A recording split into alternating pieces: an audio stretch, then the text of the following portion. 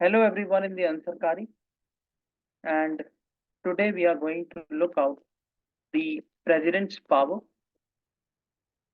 So he's having a number of powers which we categorize into the administrative, legislative, pardoning, military, diplomatic, and miscellaneous powers. And Article 53 provides the office of president, particularly the executive powers. So we'll be looking what are these executive powers of the president. So number one, जो executive power है वो ये है कि executive यानी जो council of minister है headed by prime minister, जो असली में जिसको एग्जीक्यूटिव बोला जाता है यानी जिसको सरकार बोला जाता है, वो जो भी डिसीजन लेगी वो प्रेसिडेंट के नाम पर ही लेगी। कोई भी मिनिस्ट्री अगर कोई कानून बनाती है तो वो प्रेसिडेंट के नाम पे ही बनेगा। दूसरा, अगर सरकार कोई ऐसा काम करती है, कोई ऐसा एग्जीक्यूटिव डिसीजन लेती है, तो उसकी प्रायर इंफॉर्मेशन प्रेसिडेंट जो है इंडिया के उनको होनी चाहिए। तीसरा, अगर वो प्राइम मिनिस्टर को कहें कि आप क्या एग्जीक्यूटिव डिसीजन ले रहे हैं, आपके काउंसिल ऑफ मिनिस्टर्स जितने आपके मिनिस्टर्स हैं उन्होंने क्या डिसीजन लिया है अपनी एग्जीक्यूटिव पावर्स के अंडर, वो मुझे आप बताइए। तो ये प्राइम मिनिस्टर को सबमिट भी कर सकते हैं, यानी प्राइम मिनिस्टर को बोल सकते हैं ओपनली कि आप जो है मुझे इंफॉर्मेशन दीजिए।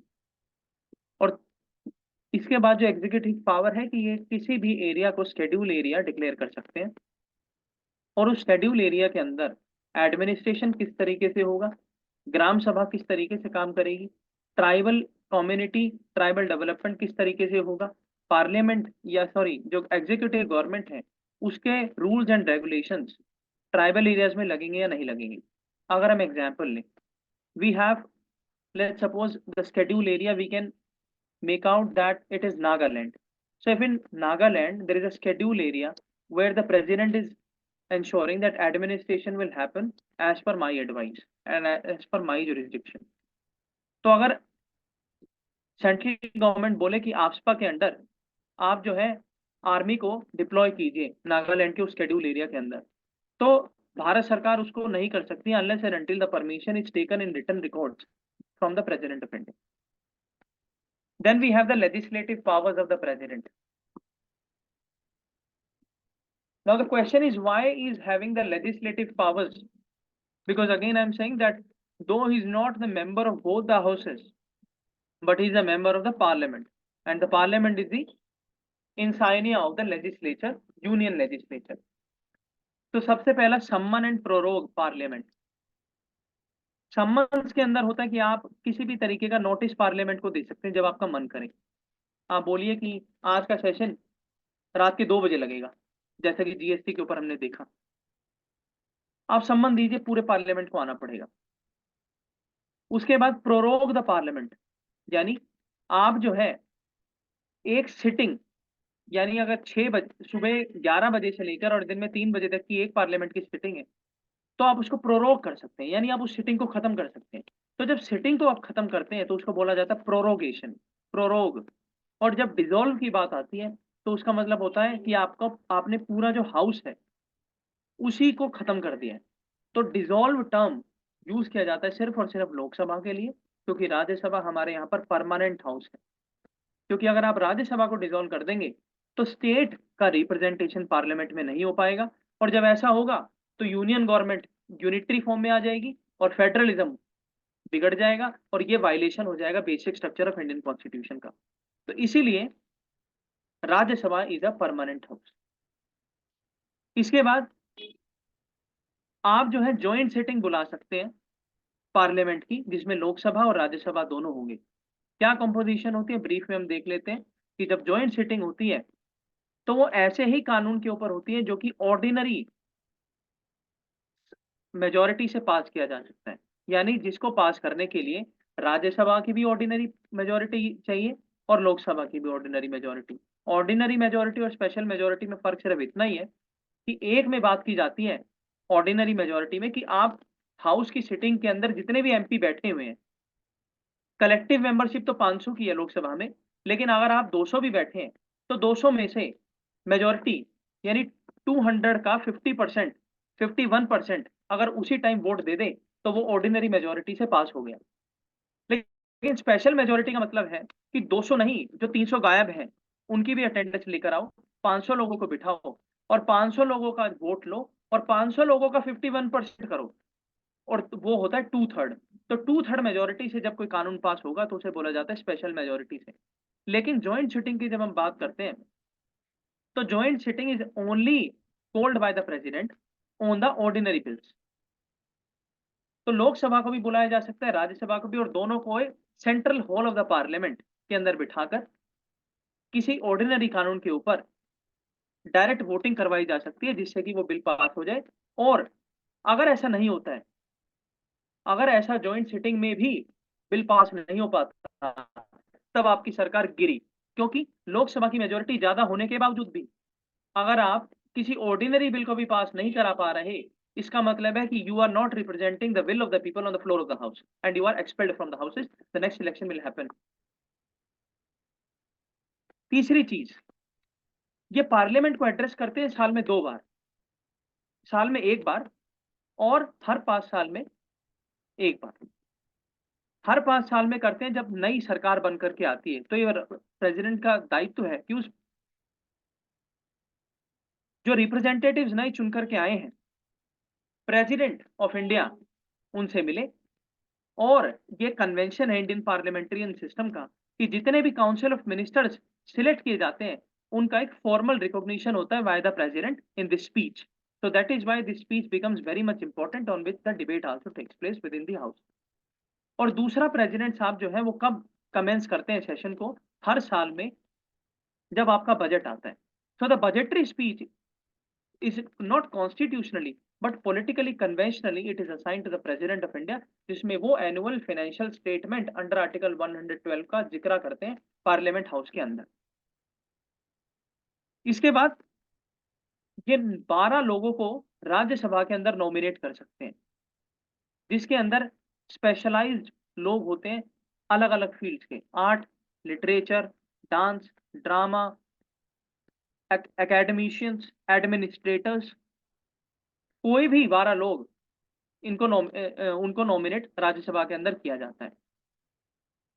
2 प्रोविजन है इन 12 मेंबर से। नंबर 1, अगर ऐसा कोई मिनिस्टर आपको सिलेक्ट करना है जो डायरेक्ट इलेक्शन से इलेक्ट नहीं हो पा रहा है, तो प्रेसिडेंट साहब उसको नॉमिनेट कर सकते हैं। He becomes the member of the Rajya Sabha and duly qualified for the membership of the council of minister as a minister. तो ये आपको लेवरेज देता है वहां पर। और दूसरा कि जब आप 12 मेंबर्स को नॉमिनेट करते हैं तो ऐसे लोग जो डायरेक्ट इलेक्शन मॉड्यूल का पार्ट नहीं बनना चाहते, फिर भी रिप्रेजेंट करना चाहते हैं पार्लियामेंट के अंदर कम्युनिटी को, तो अपनी फील्ड को प्रमोट करने के लिए भी ऐसे लोगों को, जो प्रेसिडेंट साहब है, वो 12 लोगों को चुनते हैं और नॉमिनेट करते हैं राज्यसभा के अंदर। इसके अलावा लोकसभा के अंदर वो एंग्लो इंडियन कम्युनिटी को नॉमिनेट करते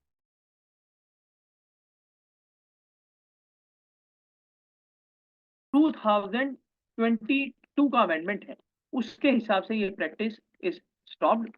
now the president is not allowed and the president is not required, we can say, to select and to nominate these 2 persons from the Anglo-Indian community, because it is a perception as far as the political community is concerned that Anglo-Indian community is very much developed today and is a part of mainstream of society. Then consult the Election Commission of India on question of disqualification of MPs. तो MPs का disqualification India के अंदर 3 तरीके से हो सकता है और 3 तरीके से होता है। नंबर 1, कॉन्स्टिट्यूशन के अंदर बात कही गई कि यानी सिटीजन ही नहीं है, फ्रॉडरी आ गई, क्रिमिनल ऑफेंस उनके ऊपर रजिस्टर है, ऑफिस ऑफ प्रॉफिट लिए हुए हैं। अगर ये सारी कंडीशंस है तो कॉन्स्टिट्यूशन कहता है कि नहीं, निकाल दो, डिस्क्वालिफिकेशन किया जाए। अगर ऐसे मैटर्स हैं तो इनमें जो डील करते हैं वो प्रेसिडेंट साहब करते हैं। दूसरा मैटर जहां पर एमपीज का डिस्क्वालिफिकेशन होता है, that is RP act 1991 and 1950। यहां पर भी बात की जाती है कि इलेक्शन कैंपेनिंग से लेकर के इलेक्शन प्रैक्टिसेस तक और आपके पर्सनल एफिडेविट से लेकर के आपकी personal financial and academic reports तक, अगर सही नहीं है तो आपको डिस्क्वालिफिकेशन कर दिया जाएगा एज एन एमपी फ्रॉम।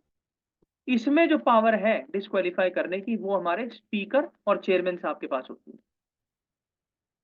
तीसरा, किस तरीके से एमपी डिस्क्वालिफिकेशन हो सकता है, वो है 10th schedule anti defection law added by 1950 first amendment है, 1951 फर्स्ट अमेंडमेंट है।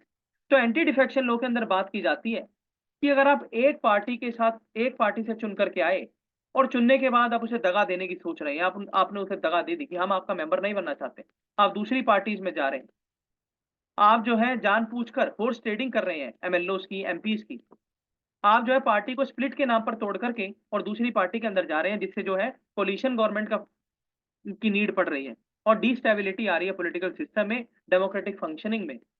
तो इन मामलों के ऊपर भी आपको डिस्क्वालिफिकेशन कर दिया जाता है।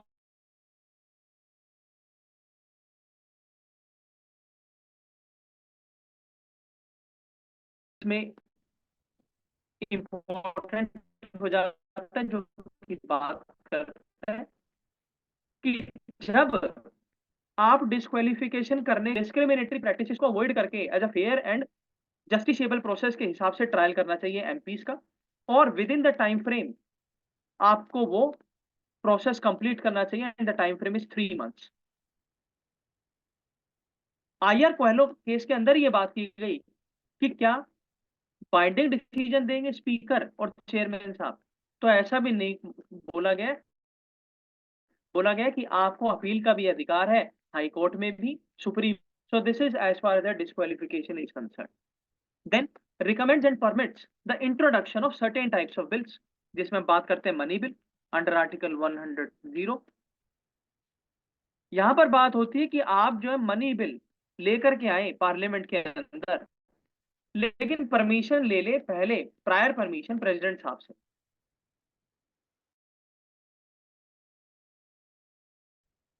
I think 117 close 1 and close 3। तो आर्टिकल 117 क्लोज 1 एंड 3 बात करते हैं इस तरीके के फाइनेंशियल बिल्स जो कि मनी बिल से रिलेटेड है। जो बिल लाएंगे आप, उसमें भी प्रायर परमिशन प्रेसिडेंट साहब का चाहिए, और प्रायर परमिशन चाहिए उसको कंसीडर करने के लिए भी। यानी अगर आप उसके ऊपर डेलिब्रेशन भी करना चाहें विद इन द हाउस, आप उसके ऊपर चर्चा भी करना चाहते हैं, तो वहां पर भी प्रेसिडेंट साहब की परमिशन चाहिए। लेकिन आर्टिकल 117 क्लोज 3 के अंदर नहीं चाहिए। तो money bill and article 117, these are the two bills on which the prior permission and recommendation of the president is very much required, not on any other bill. Even in the constitutional amendment bill there is no need of prior। जब governor जो है under article 201, क्योंकि 200 के अंदर वो अपने लिए reserve रखते हैं और 201 में प्रेसिडेंट साहब के लिए रिजर्व रखते हैं, तो जब 201 के अंदर प्रेसिडेंट साहब के लिए रखते हैं रिजर्व, तो वहां पर भी इनके पास कुछ कंडीशंस है। और नेशनल इमरजेंसी के टाइम पर भी किस तरीके से जो बिल्स बनेंगे, या फिर जो 5 कंडीशंस हैं, जैसे कि president rule, national emergency, international treaty को अप्लाई करना हो, बहुत ही ग्रेव इंपॉर्टेंस और पब्लिक इंपॉर्टेंस का लॉ एंड ऑर्डर का, या फिर जो फेडरलिज्म है उसको इंश्योर करना हो, तो इन 5 तरीकों पर भी जो प्रेसिडेंट है वो प्रायर रिकमेंडेशन उनका जरूरी हो जाता है बिल का। और फेडरलिज्म कैसे, कि आपका जो स्टेट बिल है वो हाई कोर्ट की पावर को रिड्यूस कर रहा है,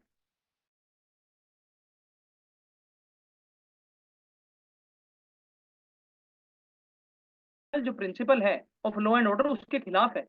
तो इन सारी चीजों के ऊपर जो प्रेसिडेंट है उनके पास आपका बिल आएगा और वो उनकी प्रायर रिकमेंडेशन उस पर जरूरी होती है। Then promulgate ordinances. तो ऑर्डिनेंसेस क्या होते हैं? ऑर्डिनेंसेस आप बोल सकते हैं कि एग्जीक्यूटिव लेजिस्लेशन होते हैं। अब एग्जीक्यूटिव लेजिस्लेशन का मतलब क्या होता है कि एक लेजिस्लेशन यानी बिल जो पार्लियामेंट बनाए उसको बोला जाता है स्टैट्यूटरी लेजिस्लेशन, और एक जो कानून सरकार council of minister and prime minister बनाए उसको बोला जाता है executive legislation, and that is the meaning of ordinance. तो जैसे कि हमने बात की कि जो भी डिसीजन इंडिया के अंदर लिया जाएगा यूनियन गवर्नमेंट के द्वारा वो राष्ट्रपति जी के नाम पर ही लिया जाएगा, तो इसीलिए प्रोमulgेशन ऑफ ऑर्डिनेंसेस की पावर जो डी फैक्टो है वो तो काउंसिल ऑफ मिनिस्टर के पास है, प्राइम मिनिस्टर के पास है, लेकिन डी जूरे जो कागजों में लिखी जाएगी वो प्रेसिडेंट साहब के नाम आएगा।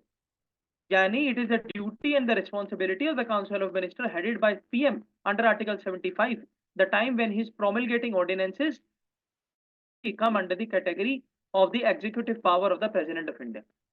यानी उसमें यही आएगा कि राष्ट्रपति जी ने इस तरीके का ऑर्डिनेंस पास किया है, सरकार ने नहीं किया है, लेकिन किया सरकार ने है। So this is a thin line of difference between the de jure and de facto role as far as the ordinance is concerned।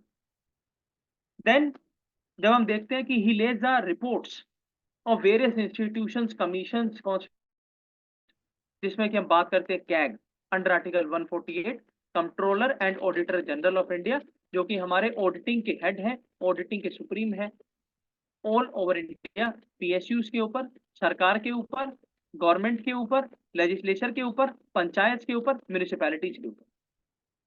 UPSC की रिपोर्ट जो कि मेरिटोरियस अपहोल्ड करने का एक precious and prime institution India के अंदर, जिसके बारे में मतलब सब लोग जानते भी हैं, उसकी भी जो एनुअल रिपोर्ट है कि कितने बच्चों का सिलेक्शन हुआ, SC ST OBC EWS reservation के अंदर आपने कितनी सीट्स को फिल किया, किस तरीके से आपने सरकार को रिकमेंडेशन या एडवाइजरी फंक्शन आपने निभाया। प्रेसिडेंट साहब ने अगर आपसे पूछा कि किसी सर्विस को बनाना है तो यूपीएससी की क्या एडवाइस थी, सारी चीजें जो रिपोर्ट होंगी वो प्रेसिडेंट को आप देंगे। फाइनेंस कमीशन भी इस तरीके से देगा अंडर आर्टिकल 280 जहाँ पे फाइनेंस कमीशन की बात होती है, और अंडर आर्टिकल 281 जहाँ पर फाइनेंस कमीशन की रिपोर्ट की बात होती है।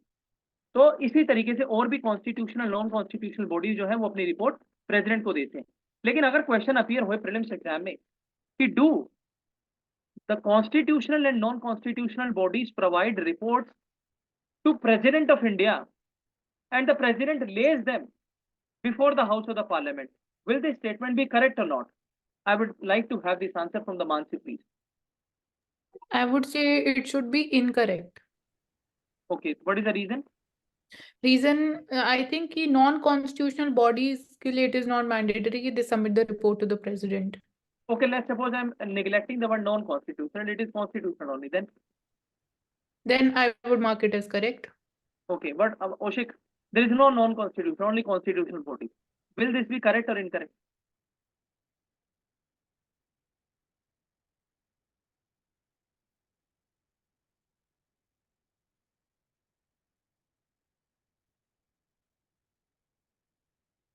Oshik.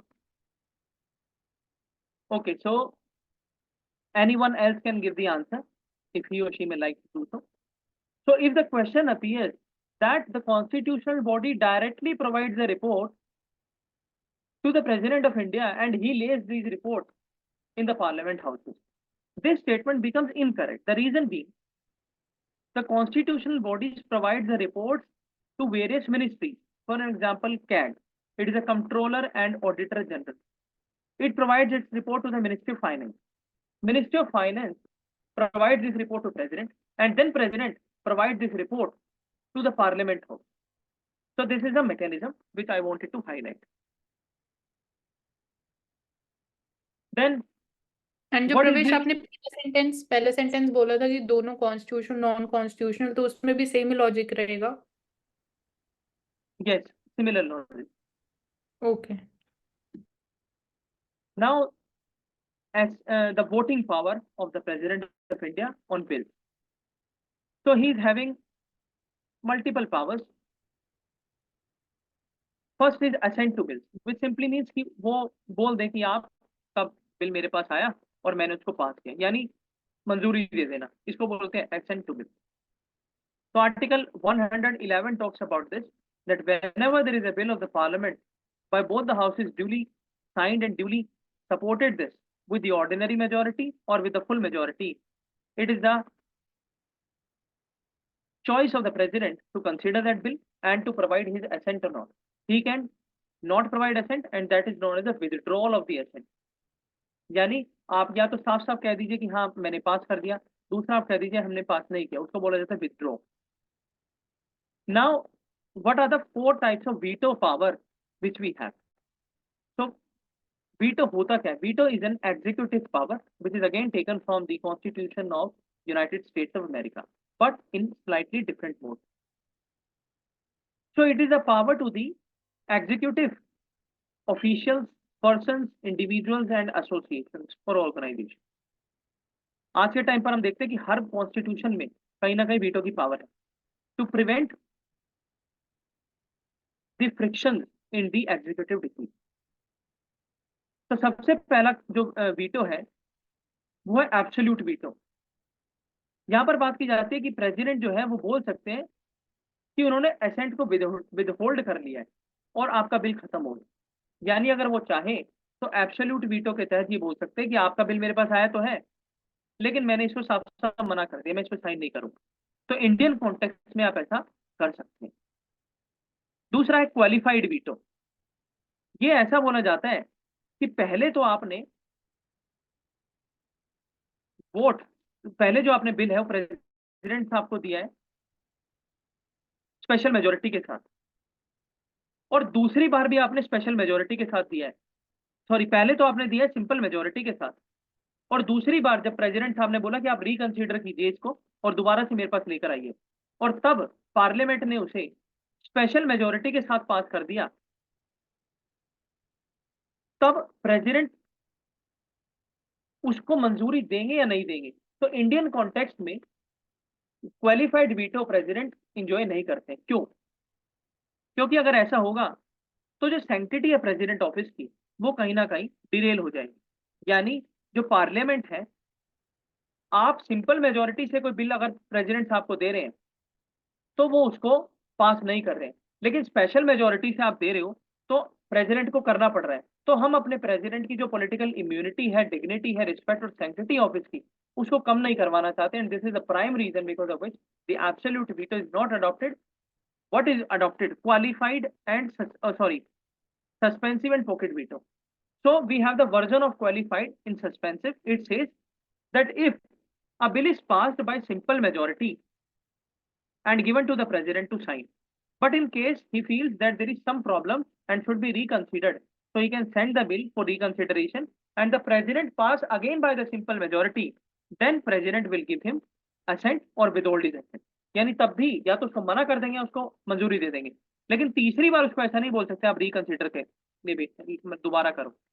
तो ना तो रिकंसिडर के लिए दोबारा भेजा जा सकता है, और सस्पेंसिव वीटो के अंदर स्पेशल मेजोरिटी से प्रेसिडेंट को आप मजबूर नहीं करोगे कि वो आपके बिल को पास करे, क्योंकि president is the part of parliament, president is the head of the state, so you cannot derail and degrade the position of the president, and that is why qualified veto is not used in India, unlike US where it is used.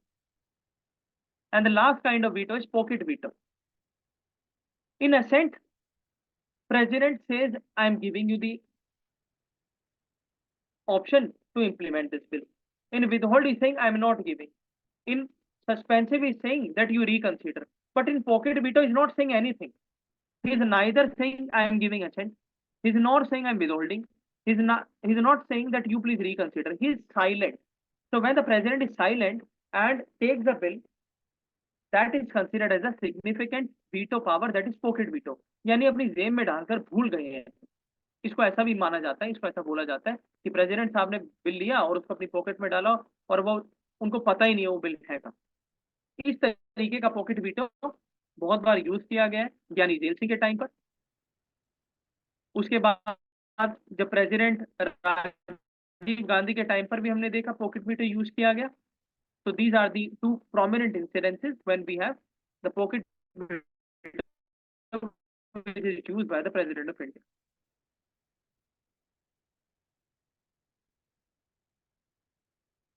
President कहाँ कहाँ पर enjoy करते हैं? पहला, ordinary bill जो कि parliament पास करती है। दूसरा, मनी बिल। तीसरा, प्राइवेट मेंबर बिल, उस बिल को बनाए, उसको डिजाइन करें, क्योंकि अगर कोई मिनिस्टर करता है तो उसको गवर्नमेंट बिल बोला जाता है। बजट, उसके बाद हम बात करते हैं आर्टिकल 112 के सब क्लोजेस, आर्टिकल 117 क्लोज 1 एंड 3 जिनकी हमने चर्चा भी की, और स्टेट बिल्स जो कि रिजर्व किए जाते हैं प्रेसिडेंट की कंसिडरेशन के लिए under article 201 of part 6 of the Indian constitution. तो अब देखते हैं कि किस तरीके की वीटो किस तरीके के बिल पे काम करती है। अगर हम ऑर्डिनरी बिल की बात करें तो वहां पर एब्सोल्यूट वीटो देखी जा सकती है, सस्पेंसिव वीटो देखी जा सकती है, पॉकेट वीटो भी देखी जा सकती है। यानी क्वालिफाइड वीटो जिसमें स्पेशल मेजोरिटी का जिक्र है, वो कहीं भी यूज नहीं होती। फाइनेंशियल बिल अगर है, मनी फाइनेंशियल बिल आर्टिकल 117 जो की बात करता है, तो उसमें भी प्रेसिडेंट असेंट दे सकते हैं, मना कर सकते हैं और भूल भी सकते हैं। मनी बिल के अंदर वो असेंट दे सकते हैं, मना भी कर सकते, मना नहीं कर सकते। तो सस्पेंसिव वीटो नहीं हो सकता, और पॉकेट वीटो हो सकता है, यानी मनी बिल अगर उनके पास जाए तो वो उसको भूल भी सकते हैं।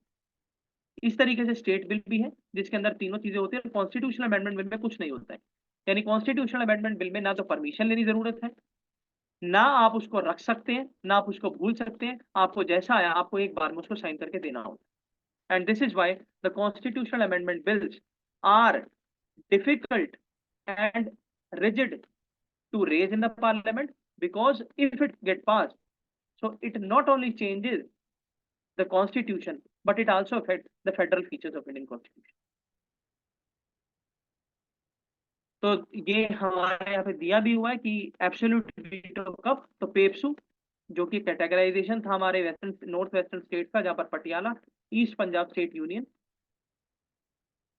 Appropriation bill. तो पहला यहाँ पर एब्सोल्यूट वीटो देखी गई, पॉकेट वीटो देखी गई Indian post office Rajiv Gandhi ji के टाइम पर, जब Giani Zail Singh prime minister president थे। सस्पेंसिव वीटो देखा गया और ऑफिस ऑफ प्रॉफिट बिल में 2006।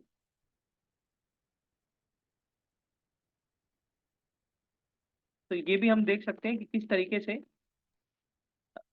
ऑर्डिनरी बिल में तो इट कैन बी रेटिफाइड, ये वही बात है जो हमने ऊपर देखी है।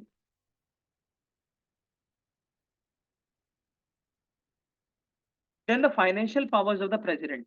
तो पहला हमने बात की अंडर आर्टिकल 100, जहां पर मनी बिल और उसमें प्रायर रिकमेंडेशन की जरूरत होती है। दूसरा यूनियन बजट आर्टिकल 112, जिसको एनुअल फाइनेंशियल स्टेटमेंट बोला जाता है, उसको ये रिप्रेजेंट करते हैं। तीसरा, अगर आपको ग्रांट चाहिए होती है डेवलपमेंट के लिए, अपनी लायबिलिटीज को पूरा करने के लिए, अगर यूनियन गवर्नमेंट ग्रांट चाहती है तो इसमें भी प्रेसिडेंट की ही रिकमेंडेशन चाहिए होती है। तो कहाँ से ग्रांट आता है, तो दो जगह से आता है, consolidated fund of India and contingency fund of India. One more fund we have under Article 267. In 266 we have two funds. And the public last is the Finance Commission every 5 years. तो finance commission की क्या composition होगी, क्या strength होगी, क्या उनका tenure होगा, क्या उनका वर्क प्रोफाइल होगा, सारी चीज जो है फाइनेंस कमीशन की वो प्रेसिडेंट साहब देखते हैं। और हर 5 साल में it is a constitutional responsibility of him so as to appoint the finance commission to provide the financial devolution between the union and state and panchayat on the recommendation to the state finance commission, which is the responsibility of governor. Then judicial powers, and is also having the quasi judicial powers. तो ये जो supreme court, जो कि ultimate court है India की, उसके chief justice और उसके जितने 33 जजेस इंक्लूडिंग द सीजीआई, उनकी अपॉइंटमेंट पावर हमारे प्रेसिडेंट साहब के पास होती है। किस तरीके से होता है हम देख चुके हैं कि कोलेजियम होता है, कोलेजियम के अंदर 5+1 जजेस होते हैं, 5 जो ऑलरेडी जजेस होते हैं और 1 जिनका रिटायरमेंट होना होता है। इस तरीके से सब जो है रिकमेंडेशन देते हैं, 5+1 सिस्टम, जिसके बाद वो रिकमेंडेशन लॉ कमीशन पर, लॉ मिनिस्ट्री पर जाती है। लॉ मिनिस्ट्री के बाद प्राइम मिनिस्टर और जो प्राइम मिनिस्टर लेड कमेटी होती है उनके पास जाती है, और उसके बाद वो प्रेसिडेंट साहब के पास जाती है, जिसके बाद ड्यूली अपॉइंटमेंट प्रोसेस शुरू होता है।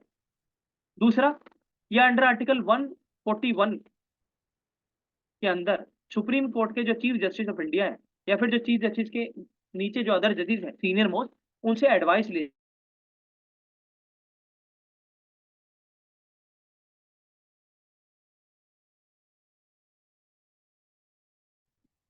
इसके बाद इनके पास पार्डनिंग पावर्स होती है।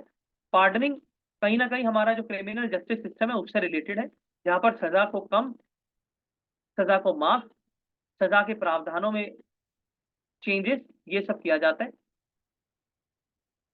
और पार्डनिंग पावर प्रेसिडेंट की अंडर आर्टिकल 72 के अंदर डिफाइन भी है, मेंशन भी है। और किन किन कानूनों के तहत पार्डनिंग कर सकते हैं, पहला, ऑल ओवर इंडिया में, ऑल ओवर वर्ल्ड में अगर इंडिया का यूनियन लॉ ऑफेंड किया गया है, उसके ऊपर पार्डनिंग पावर प्रेसिडेंट दे सकते हैं।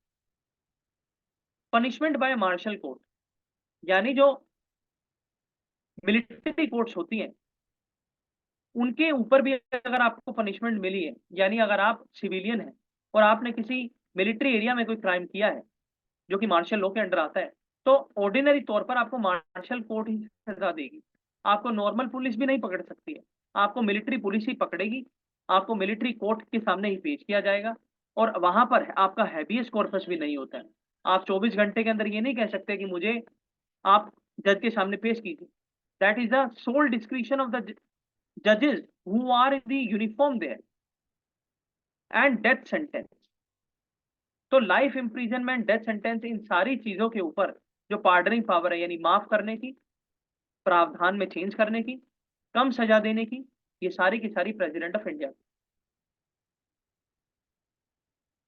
Then pardoning power with the grant of pardon convicts both conviction and sentence completely absolved. इसका मतलब ये है कि अगर प्रेसिडेंट साहब पार्डनिंग पावर का यूज करते हैं तो ना केवल आपका सेंटेंस खत्म हो जाएगा, लेकिन आपको पकड़ा, आपको छोड़ दिया जाएगा, यानी आप पूरे इम्यून हो जाएंगे उस केस से। फिर उसके ऊपर, उस केस के से रिलेटेड आपके ऊपर कोई पाबंद नहीं होगा। Commutation with this nature of punishment और the convict can be change. Commutation में जो आपका पनिशमेंट आपको मिली है उसका नेचर चेंज कर दिया जाता है। एग्जाम्पल, अगर आप एक रिच इंसान है और आप एक लग्जरी गाड़ी के अंदर से कहीं जा रहे हैं और आप पिछली सीट पर बैठे हैं, आपका ड्राइवर आपकी जो गाड़ी चला रहा है, अगर आप ऑर्डिनरी लॉ के हिसाब से देखेंगे, इन केस उस गाड़ी ने सड़क पर सोने वाले लोगों के ऊपर वो गाड़ी चढ़ गई है और 3 या 4 लोगों की मौत हो गई, तो ऑर्डिनरी लॉ के हिसाब से ड्राइवर से पहले आप बुक किए जाओगे, because you are the owner of the car and according to the law you are more liable than the driver. लेकिन जब हम बात करते हैं कम्यूटेशन की, तो वहां पर ड्यू प्रोसेस का हम जिक्र कर सकते हैं कि वहां पर देखा जाता है कि गाड़ी चढ़ाने वाला ओनर नहीं है, ड्राइवर है, तो इसीलिए आपकी सजा को थोड़ा सा हल्का सा कन्वर्ट कर दिया जाता है। अगर आपको 7 years ऑफ मर्डर कन्विक्ट किया है तो आपको 2.5 साल भी कर सकते हैं, आपको 1.5 साल भी कर सकते हैं, इस बिहाफ पर कि आपके साथ ड्यू प्रोसेस किया जाए। रेमिशन reduces the term of imprisonment, यानी अगर आपने कोई ऐसा काम किया है जिसके लिए आपको लाइफ इम्प्रीजनमेंट की सजा दी गई है।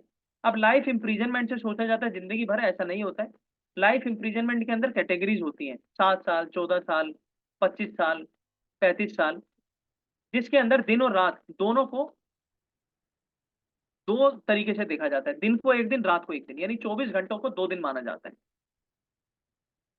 तो जब रेमिशन की बात आती है तो आपका टर्म घटा दिया जाता है, यानी अगर आप जेल के अंदर अच्छे से बिहेव कर रहे हैं, आपका पिछला रिकॉर्ड बहुत अच्छा है, आप एकेडमी में थे, आप एकेडमिक में अच्छे थे, आप एम्प्लॉयमेंट अपॉर्चुनिटी में अच्छे थे, आपने जेल प्रीमाइसिस के अंदर ही जो काम आपको असाइन हुए आपने अच्छे से किए, और आपने कोई बदतमीजी नहीं की with the personals of the jails, इन सारी कंडीशंस को मद्देनजर जो पुलिस डिपार्टमेंट और जेल अथॉरिटीज होती है आपका नाम रिकमेंड करती है प्रेसिडेंट को कि आपका जो टाइम पीरियड है वो घटा दिया जाए, उसको रमीशन कर दिया जाए। तो यहाँ पर घटा दिया जाता है, अगर 35 साल है तो उसको 7 साल भी कर सकते हैं, उसको घटा भी सकते हैं। Respite awards lesser punishment than the original punishment by looking at the special condition of a convict. यहाँ पर हम देखते हैं कि किस तरीके से जब आपको सजा दी गई है कि आपको 10 साल की, मान लीजिए आपको सजा दी गई है, लेकिन आप,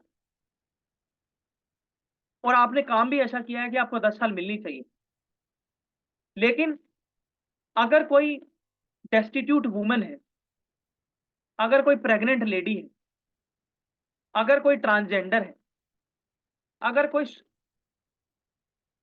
ऐसा इंसान है, मेल भी है, जिसका रिकॉर्ड बहुत अच्छा हो, तो यहाँ पर उसकी पनिशमेंट को ओरिजिनल फॉर्म की जगह लेसर फॉर्म में कर दिया जाता है। यानी अगर 10 साल में आपके लिए था कि आपको कठोर कारावास में डाला जाएगा, लेकिन आपको लेसर कर दिया गया, यानी अब आपको नॉर्मल जो है पनिशमेंट दी जाएगी, आपके साथ उतना जो atrocities according to the law जो होनी थी वो नहीं होगी। आपकी कंडीशन देख करके। इसके बाद reprieve, it stays the execution of the awarded sentence for a temporary period. Reprieve में सिंपल सा मतलब यही है कि आपको जो है सजाए मौत, फांसी पर लटकाया जा रहा था 2 दिन बाद, लेकिन कुछ ऐसे सर्कमस्टांसेस के अंदर आपका जो केस है उसको कंसीडर किया जा रहा है प्रेसिडेंट के तहत कि इसको इतनी जल्दी सजाए मौत देना गलत हो जाएगा, ड्यू प्रोसेस इसके इसके केस में भी हो सकता है। यानी जब ऐसा लगे कि कोई इंसान जो कन्विक्टेड है उसको, उसके और भी ऐसे फैक्टर्स हैं जिनको कंसीडर किया जा सकता है, तो ये रिप्राइव लगाया जाता है। तो कहीं ना कहीं हम देख सकते